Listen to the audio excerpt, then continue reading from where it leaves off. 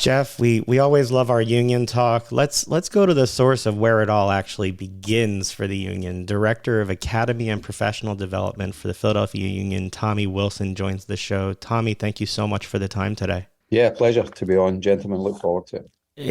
We always love getting to talk soccer and with people from the union. You bring your own unique experience to this squad separate from the position you have now. You came from a family of soccer players, your dad, your brothers, you were a 15-year professional. Can you talk about your own career journey before you ended up in coaching and then management and development? Sure. Yeah, I mean, I suppose it was inevitable coming from the family that I did, where my dad was a former professional and my brothers both played at a senior level also. So I had to struggle to be the best player in my house before I could even think about trying to get into a team. And really growing up in Glasgow, it was the only thing we thought about. And, I grew up about a mile from Celtic Park in the East End of Glasgow. And although my family my brother's a big Rangers fan. I played soccer from as soon as I could walk, basically. I remember making it into my school team at a young age in the primary school. And then there wasn't like the professional youth development models that we have now. It was more about playing for your school, and I played for a school, a boys club and the boys brigade every weekend. So I played 3 games every weekend, and I never thought anything of it. I remember my dad would take me to the games. Very rarely would he coach me or say anything to me about, unless I had a really bad game. So he just supported me, which I think was a real credit to him with the background that he had as a professional, that he could have had me out in the back garden and all that, but he didn't. He just let me. It was my own journey. I had a sort of dual path. I wanted to. Some of my family, one of my cousins had signed professionally and left his house in Scotland to go to England, and it didn't work out. So I was always keen to get an education behind me. So I studied as an engineer, qualified as an engineer with Caterpillar, the American tractor company.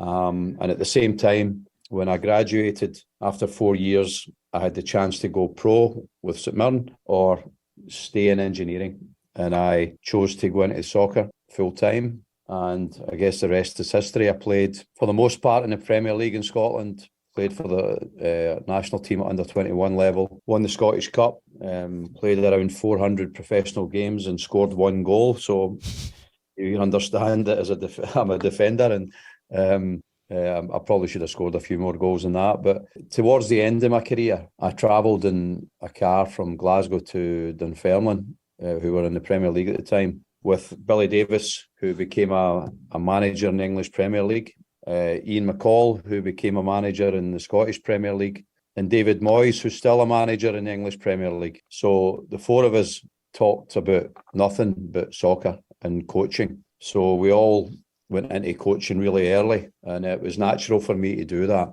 So I always wanted to take the skills that I'd learned as a soccer player and try and put them into coaching. And I've been able to ally that with the qualities that I developed as an engineer, a planning engineer. I look at the academy as a manufacturing plant, and we bring the raw material in at the start, and we put it through a series of processes, and we put it out at the end as a finished product. So that's a quick synopsis of my journey. So 10 years ago, your journey continued. I believe 10 years ago, your journey continued by being named the director of the Academy with the Philadelphia Union. When you took that job, could you have possibly envisioned where it would lead? The success of the players that have come through that program and how it's impacted the success that the union has had at the top level? Truthfully, no. I would say that I thought we could be successful. I mean, I've been coming over to America for a long time before that. I, came over many moons ago and met one of the owners, Richie Graham, who was like the founder of the YSC Academy and a big supporter of the Union Academy. And I saw the level of talent that was in this country, the quality of player, the type of athlete that we would get to work with. I always believe that a lot of the top countries in Europe have benefited from immigration because they sort of get the best of different nationalities moving into their country, and these players end up representing the national team. And there's no bigger melting pot than the USA when it comes to that. So I felt that if we could get things organised and get our house in order, that we had a chance. And Richie, I remember saying to me, I said, what do you expect, Richie? You know, what you're looking for? He says, I want you to develop world-class players. And I thought, that's a bit of a lofty goal, you know, when you think about world-class players out there currently, and even in 10 years ago, there's not a lot of Americans come into your thought. No, I think if I'm being totally honest, I thought we would be successful. I thought that with the resources that we had, that I was given, with the experience that I had, do a good job. But I think where we are is well exceeded my own expectations. Well, you've put some of those names on the big stage directly from your system. You know, you've been an academy director in Europe where you were with a club that was 150 years old, an academy director here in the MLS with a club that's 10 years old. What are some of the similarities and differences between the academies here and over in Europe in terms of player development? When I came at first, there wasn't a lot of similarity. I'm not saying that I've brought the similar, or I've made this institute now look more like a European academy, although I think it does. But there was no real expectation of what does an academy look like, because there wasn't that many over here, and even the ones that were here hadn't been running for very long. So when you go into a place like Rangers, and I remember Richie saying this to me, you can make 2%, 5%, maybe 10% difference, because it's like an institution. There's all these structures and methods in place, and to try and change them, it's like turning the Titanic. So whereas here we were making our own path. We had the opportunity to go in whatever direction we wanted, and we considered this like a research and development lab, and like no idea was too stupid and all that stuff. So we started out, I mean, obviously I had a clear idea in my head about what an academy looked like. I had worked at Rangers for a long time, who are, you know, one of the top clubs in Europe. And you realise that when you walk through the door there, that it is an institution. I mean, at Rangers, if our under 12s lost a couple of games in a row, people were saying, what's going on there? When I was taking the reserve team, if I lost 2 games in a row, I think my colleagues were thinking I wasn't long for the job. You know, I was, you know, they were getting ready for my leaving party. So that environment toughens you up a lot. And when I came here, there was a relief, because that wasn't expected. We could lose a game, win a game, draw a game. Nobody really bothered. They didn't have any expectation. I feel it now, 10 years down the road, we have that expectation here now. We are expected to win. People look at us and see the results that we have and the success that we've had. And we're a little bit a victim of that. But that's okay, because I believe that we now have the infrastructure in place. We have a group of experienced, talented young coaches. We have an educational program through YSC Academy that's second to none. We have a scouting department that's able to trawl through a continent, basically North America, and find players. We have an operations team that is really well run, and a performance department that's cutting edge in the work that we do. So I remember during the pandemic, we had some calls back and forward with some academies in Europe, and a few in the English Premier League, who are, you know, they set the standard for a lot of this. And I would say that we are, in terms of our structure and organisation, are pretty comparable to what's going on at the best clubs in the world. We're not there yet, but we're closing the gap. You know, you talked about almost being a victim of your own success. What is it like? What do you go through? We know what we go through as fans when we watch people succeed and then move on. What is it like for you, who develops these players and builds them like the Aronson brothers, where they become so successful that they end up going to Europe? There's got to be a sense of pride in that, but there's also a sense of loss, I would think. Yes, there is. And probably the untold story here is that that just doesn't just happen with our players, but it happens with our staff. And every year I've got to rebuild the staff in the academy. And if you look at our first team, there's about 8, I counted around 8 staff members down there at Chester who came through the academy. So I mean that's almost unreported, but it's I take as much pride from that as I do from the players. But I'd need to say that when you watch the players go on to the next level, it is with a great degree of pride. And the good news is that there should be other ones coming through and coming up behind them.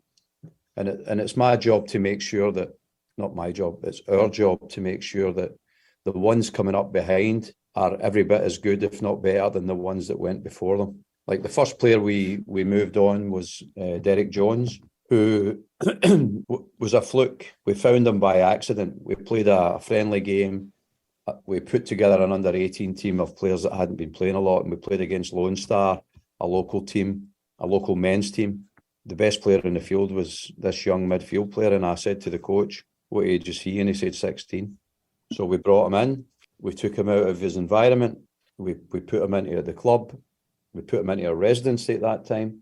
We didn't train him much, and he became our first professional. And then others followed, Austin Trusty and others followed on. But now there's more of a conveyor belt and a standard of young player that's coming through that's very, very similar to Brendan and Mark, who are the ones that we sold on to Europe. And I would like to think that in the fullness of time, some of the players that come behind them can be as successful, if not more successful than those two. But, they've set the bar really high, to be fair. What's it mean for you? You talk about catching up in terms of the development side. You've broken ground in Chester to move the academy right next to the big stadium with the big team. What's it going to mean for the development to have them so close to the big squad and to have that state-of-the-art facilities that are going to be there? Yeah, I mean, if you think what we've done, I came from almost the same facility that we're building when I was at Rangers, where we had an indoor first team, second team academy in the one building, 7 fields on the academy side, 2.5 fields on the pro side, one of them under soil heated. So I was used to that. And then I came here and everyone was very complimentary about our facilities here, but they're okay. But this is a game changer for us, what we're moving to. Like I'm here at the moment in Wayne. I spend half my week in Chester and half my week at the academy in Wayne. I spend 2, maybe 3 hours a day in the car going up and down there. Our players are moving between the dual locations. So if you think about the energy and the time that's wasted traveling up and down, just that alone will go away. If you think of the night or under 9s and under 10s traveling down to train at the same fields as our first team train on, the role models that they'll see, the synergy that will be developed between the coaches, the players, the staff and the teachers when we're all under the one roof. When I came here at first, Richie afforded me the opportunity. I spent a lot of time in Germany, visiting the German academies, a lot of them. And it was a great learning experience for me. We then get the chance to bring in Dan Coyle, who wrote The Culture Code, which is a fantastic book about culture in different environments. The fact that we now will all be under the one roof, I just think that the simple things, the synergies, the interactions, the chats when you're having a drink of water or coffee in the morning that we just don't have just now. So we've done pretty well, I would say, exceeded expectations. This move can only make us better. I don't know how much, but it can only make us better. Yeah, with regard to this move, with having the young guys under the same roof as the more experienced professionals, having Coach Curtin at the top of that chain in that building, how important is the culture that Coach Curtin and you and the rest of the front office have had? How important is that to the development of the players, and what do you want them to most take away from being in that building with the players that are currently on the union? Yeah, I would say that for me, the beauty of being here for so long, and Jim's been here longer than me, and Jim and I worked together. When Jim was the interim coach, I was his assistant for 6 months. And so him and I developed a really good relationship throughout that period. And I think that the culture that exists across the club, despite the different locations, is very strong. I believe that the sort of, if you don't create the culture, it creates itself. And I think that what's happening now in our club is that we're bringing We're bringing players in. We've got a process that we go through.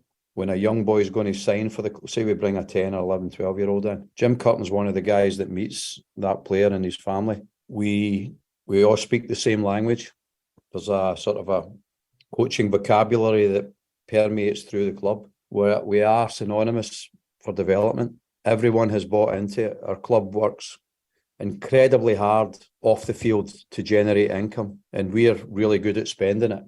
You know, like we spend all the money that a lot of the money that the club income generation, we reinvest it back into player development. And myself and Ernst Tanner and Jim Curtin and Tim McDermott, you know, all the senior guys in senior positions in the club, we meet regularly. We're very comfortable with each other. We all speak the same language. And I think that has been part of the success. I mean, you look at, or you read about clubs that are divided, or there's factions, or there's silos, or there's that. We don't have any of that. And now, as we integrate into the one building, I just feel that can only go from strength to strength. And as you move forward with this, last one for me, I've seen you say and talk about the importance of players preparing properly so that they're ready when they get their call. Can you talk to our listeners about what that means for you when it comes to the development of the future stars that they would like to see? Yeah. I think that I'm always saying to the players, a lot of players, in my experience, not necessarily here, are in love with the notion of being a professional. I used to see when I was at Rangers, some of the young players would sign their first professional contract, and the next day they would be parking their Mercedes beside my car, my more modest car, and with the Prada toilet bag as they walked into the building, and because that's what they see in the TV. So a lot of players are in love with the notion, and then all of a sudden they get the chance and they're not ready for it. So there's a hell of a lot of preparation that goes on off the field in terms of how you live, what you eat, how you sleep, how you look after your body. And you can tell with the young players that you can see it in their eyes. The most successful ones for me have always been the ones that have had to struggle all the way through to get there, and continually struggle once they do get there. So I remember Brendan made his debut. I think I get interviewed about that, and he wasn't expected to play. Someone was injured. It was against Atlanta, and I was watching the game, and I'm thinking, oh fuck, excuse my language. I'm thinking, oh, how's he going to do here against it? And then I thought, he's ready. Brendan Aronson is ready. I know he's ready. He knows he's ready, and that's what I mean. That it's no fluke that those that are given their opportunity are ready to take it. It's because they've prepared, and they've prepared, and they've prepared for it. What's the main thing that you look for to see if somebody's ready? Is it something in their eyes? Is it something in what they say? I mean, they all have physical gifts, and some people are born for it and ready for it, and some people, no matter how much talent they have, aren't ready for it. How do you know? I mean, that's, I guess, part of your job is how do you know when you get to say to Coach Curtin, he's ready? Yeah, I would say no crystal ball or magic wand. I just think it comes from experience and making mistakes. You know, there's a few players that are playing in the Scottish national team at the moment that were released from Rangers when I was there.